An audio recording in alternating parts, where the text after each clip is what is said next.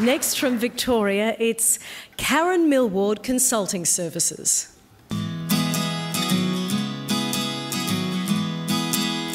I'm Karen Millward from Karen Millward Consulting, and I'm a Yorta Yorta woman from Victoria. I provide consulting services, training, and provide facilitation services as well. The type of work that I actually do takes me all over Australia to Aboriginal communities, but also working for government departments and their agencies. I've been operating for 7 years, used to work in government before that, and I decided I could actually do more for the Aboriginal community if I actually worked for myself. I'd say the first year was a real struggle. I've used the payout from government to actually have some cash flow to start. I didn't realise how much I actually really needed. Thought that, it would just be needing a laptop and a phone and money to drive the car, but you actually need more than that. But my mum and dad were in business as well, so I've had that business ethic of wanting to work hard and do well. My business is basically myself, but I also have my husband Steve, who does all the bookkeeping, and he manages the administration side of things for the business. And I also work with about 5 or 6 Aboriginal consultants, and I've partnered with 2 big consulting firms, and that's worked really, really well. I actually write tenders to government, but also Aboriginal community organisations actually phone me up and ask me to put quotes in for projects, but some projects I get just based on my good reputation, I guess.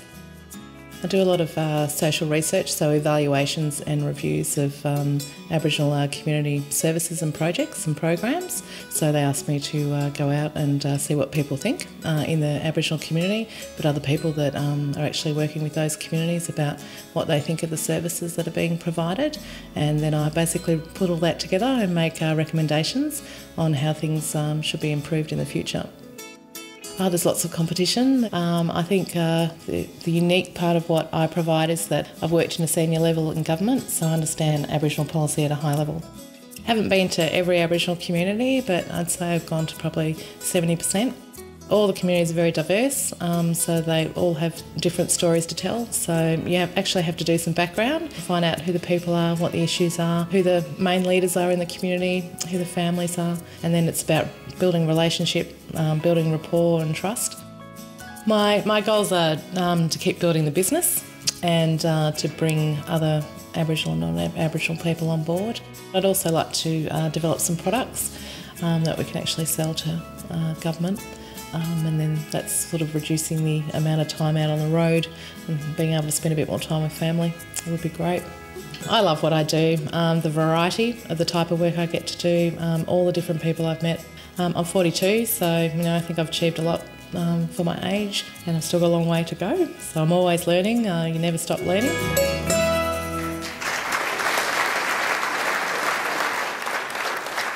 Over 7 years, Karen Millward's consultancy has delivered more than 500 cultural respect and training programs and worked with more than 100 Indigenous communities throughout Australia, as you just heard, delivering 135 projects, including the Mullum Mullum Indigenous Gathering Place in East Melbourne.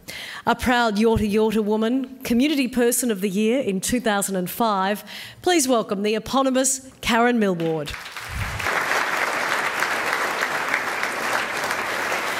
Our third finalist in this category is Complete Workwear Services. My name is Robert Stewart. I'm a Tunarong man, and the company name is Complete Workwear Services Proprietary Limited. We're basically a commercial launderer and dry cleaner, servicing the textiles that come in on the international aircraft. We work for almost every international airline that flies into Melbourne. I've started from a family that really had nothing. I was born in Collingwood. The Premier of Victoria at the time I was a kid did describe the area that I come from as a slum area, and I've had the opportunity to come from there to be at the situation where I am now. I started the company from nothing. I seen an opening in the market to go in and service the meat industry. They were providing each end user of the product with 11 garments each so that they could get their 5 changes a week. I could provide a service to those people by providing them with only 3 garments and going there daily. I got into doing the airlines I'd made a contact with Trans-Australian Airlines, and I was lucky to be able to obtain a small piece of that contract initially, and from that small bit of contract our company just grew. We were doing headrests first, then we got some serviettes, and then another airline came on, and it just grew from there. We were spending long hours here. We were, some nights I was here till 11 o'clock after starting at 5 o'clock in the morning. We were trying to get a sound footing in what we were doing, and to the point where I think that was what destroyed my first marriage. I'm expecting that we'll get a growth in the airline industry over the next 12 months in the vicinity of about 20%. We are currently in negotiations with an organisation to have a look at purchasing their operations, and that'll give us an opportunity to expand in the dry cleaning side, and along with the valet type services provided to the hotels within the city. All of my family worked some time in the company, not only my immediate family but also my cousins and nephews and sisters also worked there from time to time. I think the future's pretty bright, and I'm certainly looking to pass it over in the near future to my daughter Nicole. She's everything that she's done so far has worked, so I've just got to let her have her head now, and as soon as I let go of the reins, I'm sure she'll have some different ideas of how to do things than what I have, and I'm pretty hopeful that they'll be successful in the future. You've got the drive and the determination to do it. You'll do it no matter what, because the opportunities are there. It's just a great country full of opportunities.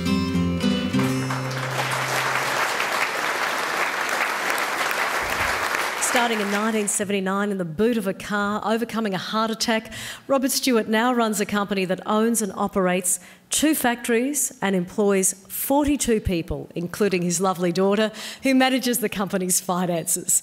This robust company continues strong after more than 30 years' work, 7 days a week, 52 weeks of the year. Accepting the certificate on behalf of Robert, please welcome from Victoria his daughter and the company's financial manager, Nicole Stewart.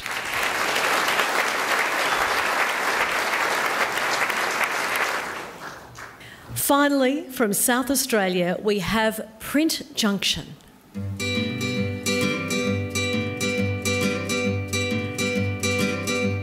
My name is Sheila Tawson, and the name of our company is Print Junction. We're general printers and graphic design work. I come from Point Pearce, and the tribal name of it is Narunga. We started in 1997. Went to the bank and got a small loan, and we used some of our funds that we've had and found ourselves a place first. And we drove past that little place, that little business for days on end, thinking, well, that's ours. Then we got our press, single colour press in, and Leon worked it, and I was at the front waiting for that first phone call before Leah started with us. Well, my husband was a printer by trade, and he'd go out on the road and he'd come back in and said, anyone phone? I said, no. Then he came back with a couple of orders, so our daughter Leah came in and we just started from there, just the 3 of us. And our son Nathan in that time was doing a trade in printing, so when he completed his trade, he came on board with us.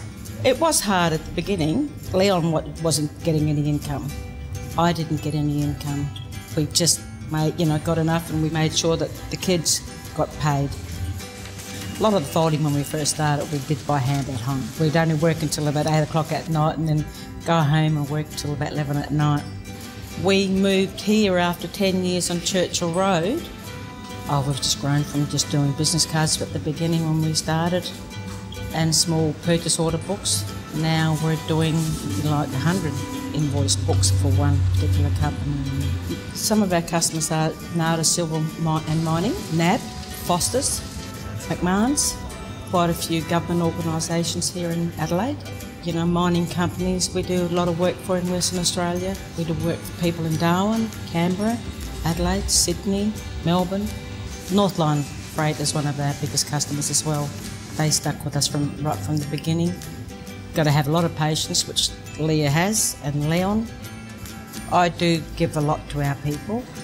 We sponsor a Maxima Group Training Award for an Indigenous apprentice, and we also sponsor the Aboriginal Footy Carnival. It's growing too fast, that it's getting scary. We just have to expand. That's our next step. We've just employed an apprentice, and we've just got another digital press that's just come in. So hopefully within the next 4 years, I guess, Leon and I can step back and the kids will take over. Leon and I can retire one day knowing that the company will be in good hands.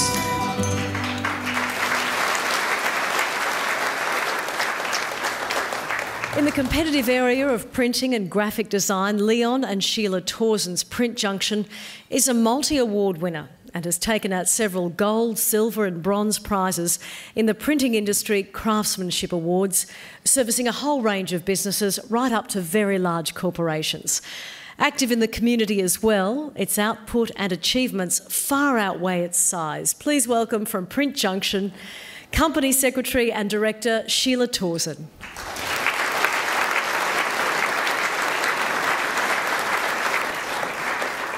Congratulations to Sheila and Leon, and indeed to all the many nominations in this category as they fly the flag for Indigenous business throughout Australia. It's a pretty great story, isn't it? Pretty inspiring. How about another round of applause?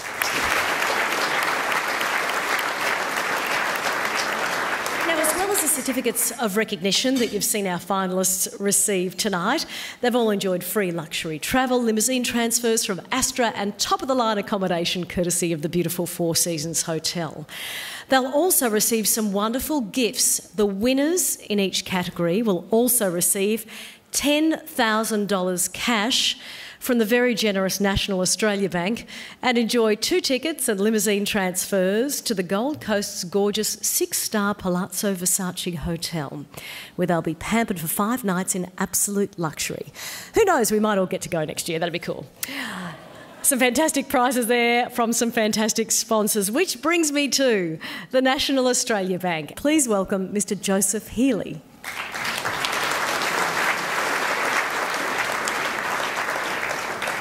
Joseph, 23 years, what keeps you coming back? It's not just the great food and beautiful wine, is it? Well, that's a big part of it. No, the real reason is that we believe passionately in the importance of ethnic business. And you've already heard the many comments from Kevin Rudd right through to other famous commentators talking about the important role that the ethnic business community has played in the prosperity and growth of this country. We are absolutely thrilled to be associated with this. And 23 years is a long time, but also I think it demonstrates our consistency and commitment. It's something that we believe strongly in, and it's something that we're enormously proud to be associated with. You also do a lot for Indigenous business as well. Take us through that. Well, I was thrilled when Joseph announced that the Indigenous business community was going to be part of the Ethnic Business and Indigenous Awards, because there's a huge potential and opportunity in the Indigenous community that is largely still, I believe, untapped. We're very committed to Indigenous businesses and, in fact, making sure that we have Indigenous people as part of our own workforce, and particularly in the business bank, because it's very important that the people that we have working in the business reflect the customers and the communities that we work in. So we're very excited and very committed to the Indigenous community, to the business community in particular. And I look forward to seeing the representation from the Indigenous community growing and growing and growing in the years ahead. Yeah, it'd be great to see. It would be. Now, you've had some good media commentary about your results this year. I'm going to give you a plug now. What's up for the future for the National Australia Bank? Can you give us an exclusive? Well, the success of the National Australia Bank will depend heavily on the success of our customers, and I don't say that lightly. I mean, we are a reflection of the economy, of the customers that we support. Their success is our success. We believe very strongly in business, and I'm sure other successful business people subscribe to this view. The profits that you make in your business are a byproduct of focusing on what really counts, and what really counts in business are your people, and your customers and your reputation. If you get the things that count right, then what is counted, the profits that you see, will look after themselves. So the big priority for us is to continue to focus on what counts, and particularly our customers, to make sure that we're looking after our customers, that we're consistent in our approach to our customers, that we're helping these small businesses become big businesses, that we see that in small acorns, big trees can grow. And that if that happens, and we're successful in making that happen, then we will be a successful business. So our commitment to business in Australia, as the largest business bank, is unwavering. And we're very, very proud of that position.